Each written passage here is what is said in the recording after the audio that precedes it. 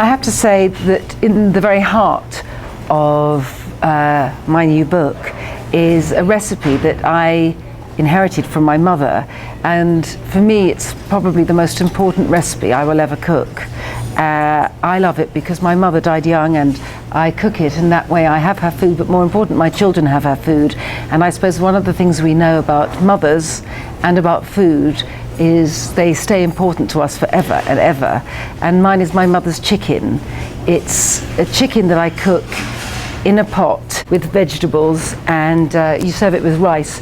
It's not that dissimilar to, I'm going to say this badly, congé.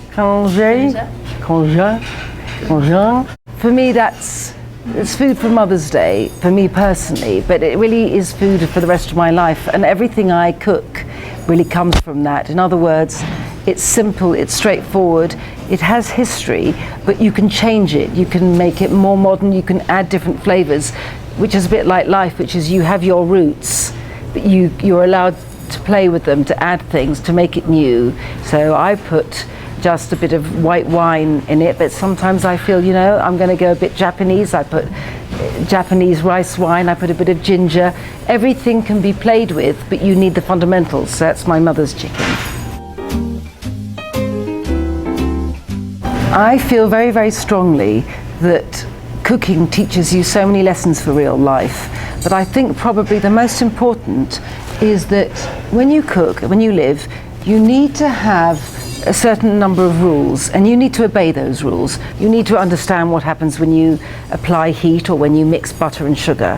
However, you need those rules, but you need to do what we call in English, or American maybe, you need to go with the flow. You cannot cook unless you can be spontaneous as well as know when to obey the rules, and you cannot have a life worth living if you don't know when to obey the rules and when just to go with the flow and be spontaneous. So I think that's both true, in the kitchen, out of the kitchen. I make simple recipes because I'm not a professional chef and I'm not capable of making complicated ones. So it's not a marketing decision. It's just because I don't have the knowledge or the dexterity to cook complicated food. And anyway, for me, simple food is real food.